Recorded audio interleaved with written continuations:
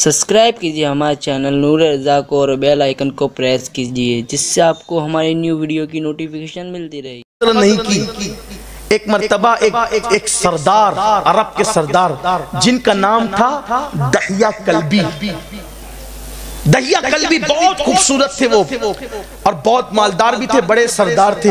آقا کی تمنا تھی کہ کاش یہ بندہ مسلمان ہو جائے، اگر یہ مسلمان ہو گیا تو اسلام کو بہت عروج ملے گا. حضور کی تمنا تھی. اللہ نے محبوب کی تمنا کو کب روکنا تھا؟ تمنا پوری ہوئی. ایک دن ملنے آئے، آقا نے اپنی چادر بچھا دی ان کے لیے. انہوں نے چادر اٹھائی، سینے سے لگایا. میں کب قابل ہوں اس چادر پہ بیٹھنے کا؟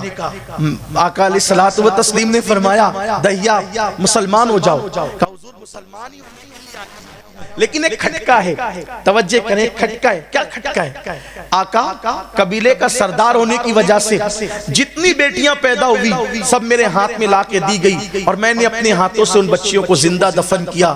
قبیلے کی 500 بچیاں اپنے ہاتھوں سے اکیلے دفن کیا ہے، کیونکہ سردار تھا. بچیوں کو دفن کرنا نیک کام سمجھا جاتا تھا، تو نیک کام یہ میرے ہاتھ سے کروایا جاتا تھا معاذ اللہ. حالانکہ وہ نیکی نہ تھی، اللہ اکبر، بڑا جرم تھا وہ، اور بہت بڑا جرم تھا.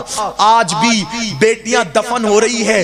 عرب کے ظالم لوگ بیٹیوں کو زمین میں دفن کرتے تھے. عجم کے ہوشیار مسلمان اپنی بیٹیوں کو گٹروں میں بہا رہے. گٹروں کے اندر اتنے ہوشیار ہو گئے ہو، رحمت للعالمین کے امتی ہو کر بیٹیوں کو گٹروں میں بہا رہے ہو. آپ کہو گے کیسے بہا رہے؟ ہاں، جب کوئی ماں کے شکم میں بچی پرورش پاتی ہے، الٹرا ساؤنڈ کے ذریعے سے، سونوگرافی کے ذریعے سے، حکومت کے ڈر اور خوف سے بڑی بھاری رقمیں دے کر کے چیک اپ کرواتے ہو. پیٹ میں بیٹا پل رہا ہے کہ بیٹی پل رہی ہے؟ اگر پیٹ میں بیٹی پل رہی ہوتی ہے تو اس کو چمچوں سے کاٹ دیا جاتا ہے، اس کو چھری سے پیٹ کے اندر کاٹ دیا جاتا ہے. سوچو تو صحیح، جس نبی نے پتھر کھا کر بیٹیوں کو زندگی دی تھی، جب اس نبی کا کلمہ پڑھنے والا امتی ماں کے پیٹ میں ڈاکٹروں کے ذریعے سے بیٹی کے ٹکڑے کر اس کو بغیر کفن کے نالیوں میں بہاتا ہوگا، مکین گنبد خضرا کے دل پہ کیا گزرتی ہوگی. اور آج کل کی عورتیں بھی، مجھے تو بیٹا چاہیے، بیٹا، مجھے بیٹی نہیں چاہیے. اے میری بہن، تو بھی تو بیٹی ہے. اگر تیری ماں نے بھی تیرے لیے یہی سوچا ہوتا تو کیا تو دنیا میں آتی؟ کیا تو دنیا میں جنم لیتی؟ اور سن لو، بیٹیوں سے نفرت کرنے والوں، میرے نبی کا فرمان ابن حجر مکی نے لکھا ہے کہ جب کسی گھر کے اندر بیٹی پیدا ہوتی ہے تو 70,000 فرشتے اس گھر میں اترتے ہیں اور چاروں طرف سے اس بیٹی کو گھیر لیتے ہیں، اس کے سر پہ ہاتھ رکھ کر کہتے ہیں اے کمزور جان سے پیدا ہونے والی کمزور جان، جب تک تو اس گھر میں رہے گی ہم بھی اسی گھر میں رہیں گے.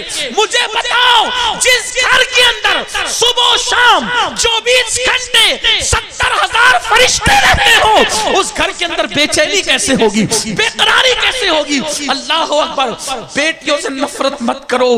حضور کا دل دکھتا ہے، حضور کا دل دکھتا ہے. بلکہ آقا نے تو یہاں تک فرمایا میں خود بیٹیوں کا باپ ہوں. آقا فرماتے میں بیٹیوں کا باپ ہوں. اگر تمہارے یہاں بیٹی بھی اور بیٹے بھی ہو، اگرچہ بیٹا ایک ہو بیٹیاں زیادہ ہو، بیٹے کی اہمیت زیادہ ہوگی. سفر سے آنا، گفٹ لانا، پہلے گفٹ بیٹے کو مت دینا، پہلے گفٹ بیٹیوں کو دینا، کیونکہ بیٹیوں کا دل بہت کمزور ہوتا ہے.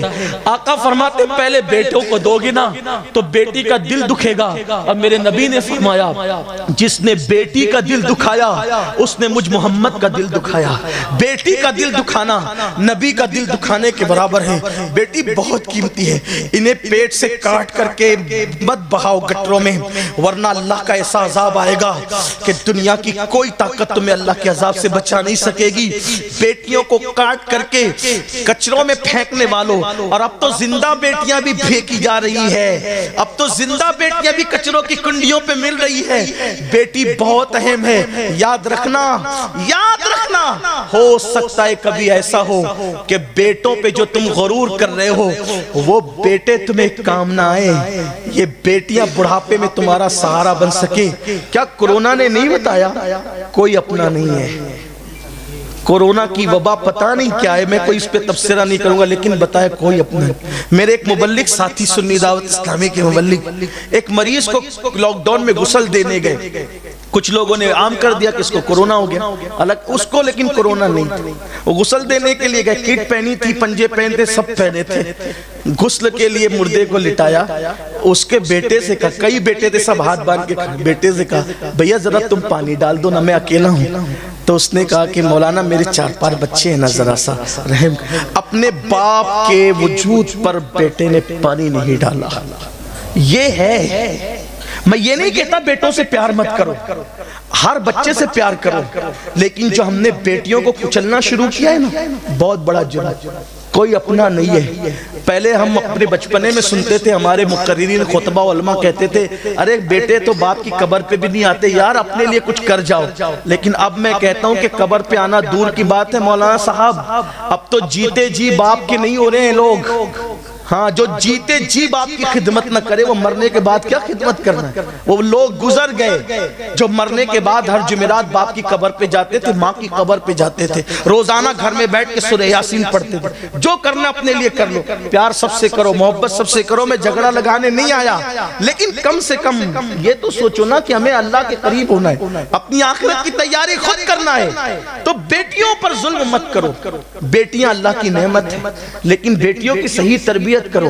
تو میں عرض یہ کر رہا تھا میرے آقا صلی اللہ علیہ وآلہ وسلم کے دیوان، مغربی تہذیب کی طرف مت جاؤ، گناہ کی طرف مت جاؤ، سچی توبہ کرو اور اپنے گناہوں سے صدق دل سے توبہ کرو۔ دحیہ کلبی کہتے ہیں کہ یا رسول اللہ میں نے اپنی قوم کی 500 بیٹیوں کو اپنے ہاتھوں سے زندہ دفن کیا ہے، آقا اگر میں مسلمان ہو جاؤں گا تو کیا یہ میرا گناہ معاف ہو جائے گا؟ 500 بیٹیاں زندہ دفن کرنا، اس سے پہلے کہ آقا کوئی جواب دیتے جبریل آگے عرض کہ اللہ آپ کو سلام کہتا ہے اور کہتا ہے کہ اس سے کہہ دے کہ صرف بیٹیوں کا قتل ہی نہیں، اسلام لانے سے پہلے کچھ بھی کیا، جتنا کیا، کفر کیا، شرک کیا، جو کچھ کیا، یہ ایک کلمہ جو ہے نا لا الہ الا اللہ محمد الرسول اللہ، اگر یہ پڑھ لے سب معاف ہو جائے، سب ختم ہو جائے گا، نئے سرے سے اس کو عمل کرنا ہے۔ اللہ کے حبیب نے ان کو بتا دیا، انہوں نے کلمہ پڑھ لیا، پھر حضور رونے لگے، آقا روئے، صحابہ نے اس کی آقا بڑی تمنا تھی کہ یہ مسلمان ہو، اب یہ مسلمان ہو گئے آپ کیوں رو رہے ہیں؟ سرکار فرماتے رونا اس پر آ رہا ہے میرے صحابہ، اگر کافر لا الہ الا اللہ پڑھے تو اس کو اتنا انعام ملتا ہے، اگر میرا مومن امتی یہ کلمہ پڑھے تو اللہ اس کو کتنا انعام عطا فرمائے۔